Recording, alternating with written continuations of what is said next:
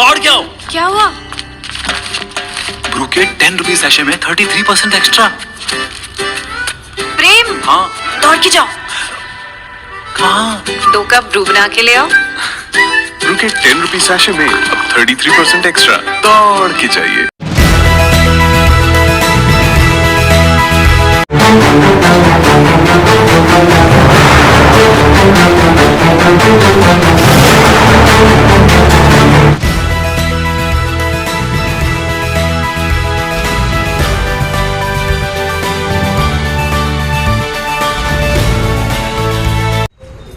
ನನ್ನ ಹೆಸರು ಬಸವರಾಜ್ ಅಂತೇಳಿ ಶ್ರೀರಾಮಸೇನಾ ಸಂಘಟನೆಯಿಂದ ಮತ್ತು ಇಲ್ಲಿ ವಿಶ್ವ ಹಿಂದೂ ಪರಿಷತ್ ಬಜರಂಗದಳ ಮತ್ತು ಹಿಂದೂ ಜಾಗರಣ ವೇದಿಕೆಯಿಂದ ಹೆಚ್ಚಿಂದ ಬಂದಿದ್ದೀವಿ. ಇಲ್ಲಿ ತಹಶೀಲ್ದಾರ್ ಆಫೀಸಿಗೆ ಬಂದಿದ್ದೇವೆ. ಈಗ ಸಬ್ ರಿಜಿಸ್ಟರ್ ಹತ್ರ ಇಲ್ಲಿ ಮುಳುಗೋಡಲ್ಲಿ ಇವರು ಮುಕ್ಕಳಪ್ಪ ಅಂತಂತೇಳಿ ಏನು ಯೂಟ್ಯೂಬರ್ ಇದ್ದಾನಲ್ಲ, ಅವನು ಫೇಕ್ ಎಲ್ಲ ಇಲ್ಲಿ ಡಾಕ್ಯುಮೆಂಟ್ಸ್ ಪ್ರೊಡ್ಯೂಸ್ ಮಾಡಿ ಮ್ಯಾರೇಜಿನ ಸರ್ಟಿಫಿಕೇಟನ್ನು ತೊಗೊಂಡಿದ್ದಾನೆ. ಮತ್ತು ಇಲ್ಲಿ ಇಲ್ಲಿ ನಿವಾಸಿ ಅಲ್ಲೇ ಅಲ್ಲ, ಆ್ಯಕ್ಚುಲಿ ಅವನು ನಿವಾಸಿ ಇರೋದು ಧಾರವಾಡ. ಇಲ್ಲಿ ಮುಳುಗೋಡ ಅಂತ ಹೇಳ್ಬಿಟ್ಟು ಒಂದು ಅದರಲ್ಲಿ ಏನು ಹಚ್ಚಿದ್ದಾನೆ ಅಂದರೆ ರೆಂಟ್ ಅಗ್ರಿಮೆಂಟ್ ಹಚ್ಚಿದ್ದಾನೆ.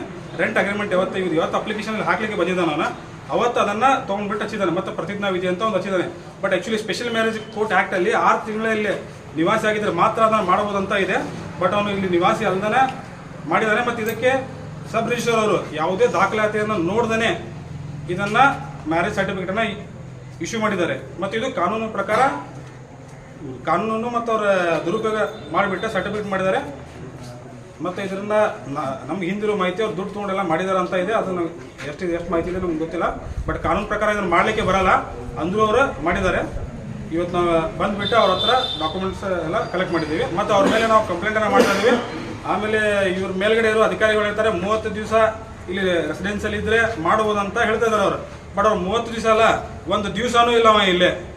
ಆದರೂ ಕೂಡ ಇವರು ಮಾಡಿದ್ದಾರೆ. ಇವ್ರ ಮೇಲೆ ನಾವು FIR ಮಾಡ್ತೀವಿ. ಅವ್ರ ಮೇಲೆ ಕಾನೂನು ರೀತಿಯನ್ನು ಕ್ರಮವನ್ನು ಜರುಗಿಸ್ತೇವೆ.